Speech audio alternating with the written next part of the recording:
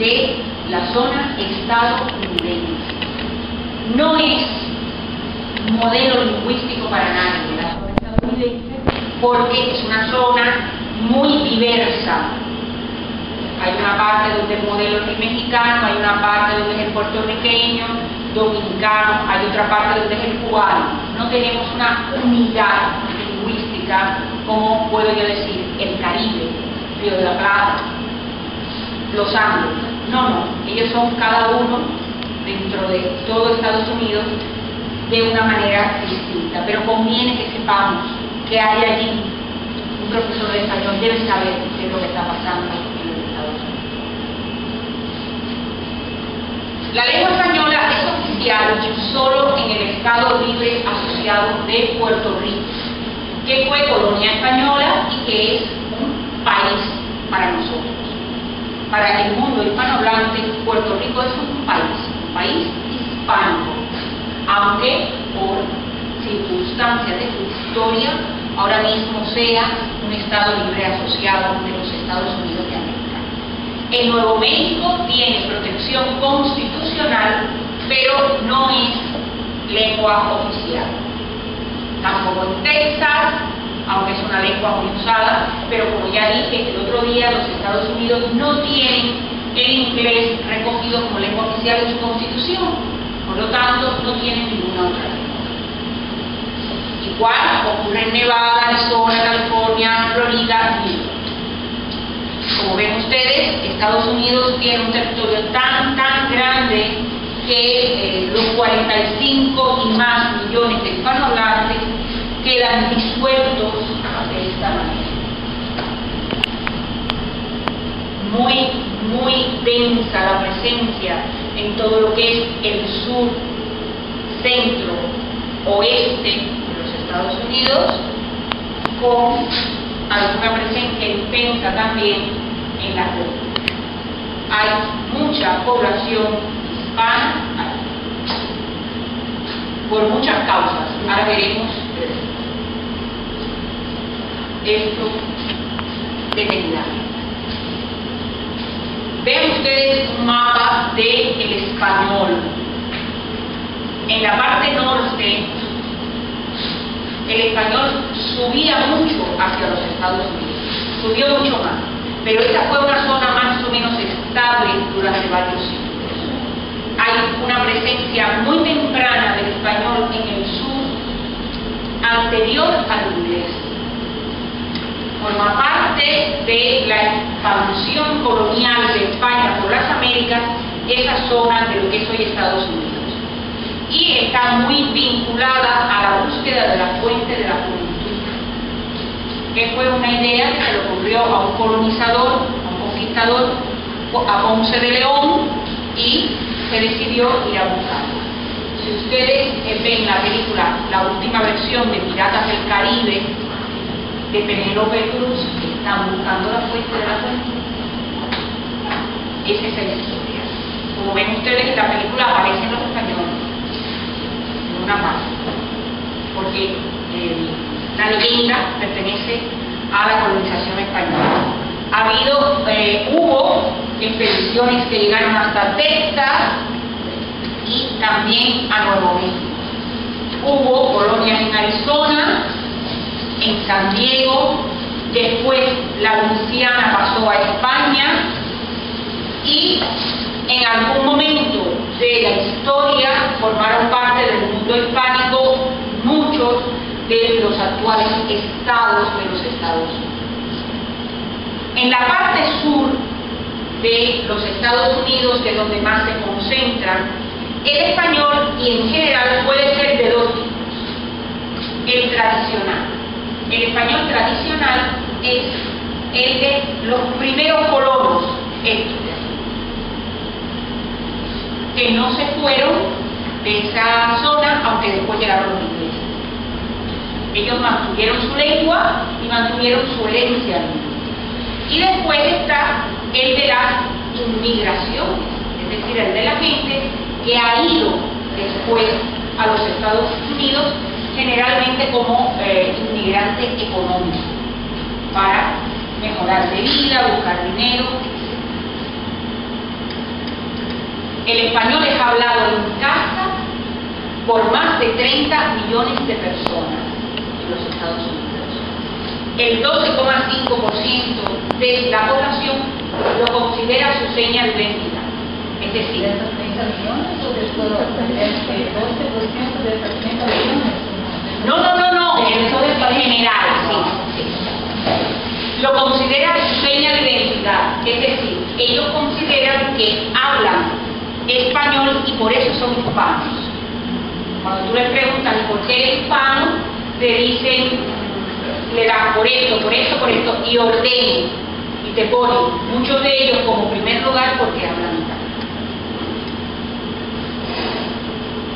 39 millones se definen como hispanos, esa es la palabra que utilizan para hablar de ellos mismos, y están fundamentalmente en Miami, los que se definen como hispanos, en Miami, en Los Ángeles, en Nueva York y en Chicago. ¿Por qué Miami aparece como la primera? Porque allí hay una inmigración política. Y no es lo mismo ser inmigrante económico que ser inmigrante político en los Estados Unidos y en ninguna parte, evidentemente. Entonces, la gente que está en Miami, que ha ido desde Cuba, fundamentalmente, pues por conflictos políticos como los gobiernos de Fidel Castro, han tenido apoyo estatal, dinero, reconocimiento de títulos, etcétera, etcétera. Entonces ellos mantienen una especie de orgullo hispano frente a los anglos. O sea, nos miran un poco por encima del hombro. Se sienten muy, digamos, con cierta superioridad, en el sentido de que ellos están allí porque no tienen más remedio que estar allí, pero no porque han querido ir, por tanto no piden que los acepten. Ellos forman su comunidad. Mientras que los mexicanos y los que están más del otro lado, en el centro y en el oeste, realmente lo que van es a trabajar en la vida. Tienen otra idea distinta, otra actitud distinta y son mucho más modestos.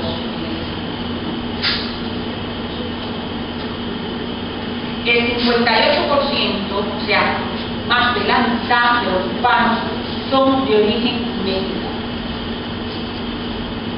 Hay un 10% de puertorriqueños que están en los Estados Unidos, en el territorio continental, porque lo pueden hacer, porque son norteamericanos también. Hay casi un 5 de centroamericanos, casi un 4 de suramericanos y un 3,5 de cubanos. ¿Qué variantes predominan? El español mexicano es muy predominante porque tiene más del 50%. Se localiza en el suroeste y grandes centros urbanos del medio oeste como Detroit, Cleveland, Chicago. El español cubano está en Boston, en Miami, en New Orleans. El español puertorriqueño de New York y de Filadelfia. Y por último, el español tradicional en Nuevo México, Arizona, Texas y sur de Florida. Esta es la característica fundamental del fenómeno del español en los Estados Unidos. Un primer nivel de penetración del inglés en un texto que se habla en español. Pepe cierra de Windows, que entra mucho por las palabras se meten dentro de la oración en español. Y ya está el que habla Spanish, que es este de aquí. A ver cómo podríamos poner lo que se viera mejor. We make Carol sentarse para atrás para que everybody has to move para que se salga.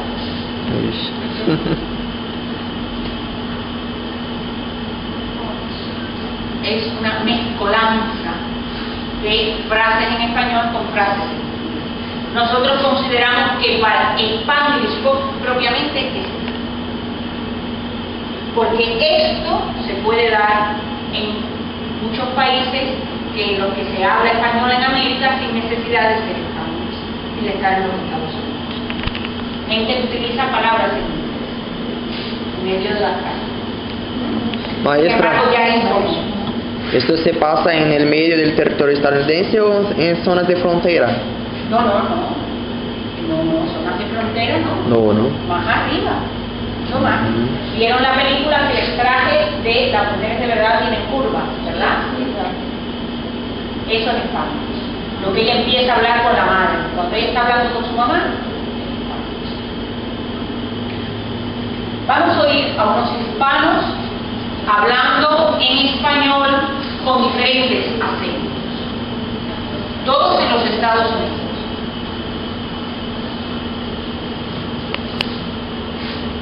Recorrí desde las 7 de la mañana distintos locales de votación en un día clave para la sociedad norteamericana que realizó sus elecciones parlamentarias.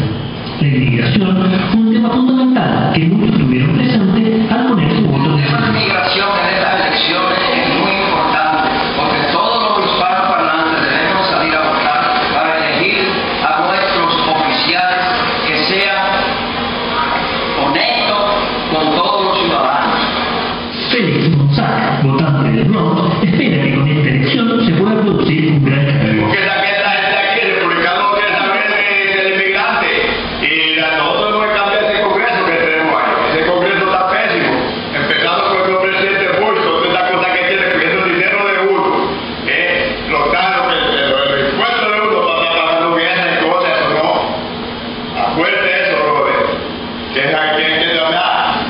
Aparte, todo el mundo sabe que todos los republicanos son anti-inmigrantes. Los inmigrantes no podemos tener esa cuestión. En Washington Heights conversamos con el señor Héctor Molina antes de que sufragara.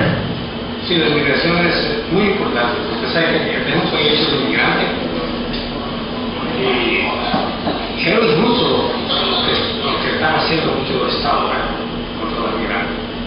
Aparte, había alguien que pensaba diametralmente distinto. Yo apoyo la creación de muros porque estamos tratando de proteger a los ciudadanos de este país. Llegamos al barrio, en Manhattan, y pudimos ver cómo los letreros informativos para las elecciones se mezclaban con las figuras que quedaban de fondo. En el lugar conversamos con Benito García, que lleva años ejerciendo su derecho a voto. Yo siempre he sido demócrata y siempre he votado por dinero. También publicaron mi 50 apoyo a la... Finalmente, quisimos saber qué piensan las personas que trabajan duro, día a día y desde la madrugada, pero que no pueden votar. Nosotros no venimos a robarle ni venimos a quitarle a nadie su trabajo. Nosotros hacemos lo que podemos, cada quien tiene su trabajo y nos den una oportunidad para estar aquí en ese país. Ese es el español de los Estados Unidos. Gente distinta del mundo hispánico hablando de españoles diferentes, con acentos diferentes, no tienen un solo acento ellos, a pesar de ser, estar allí, ¿no? Estar todos con una misma realidad y en contacto con el inglés. ¿Qué características tiene el español tradicional? El español tradicional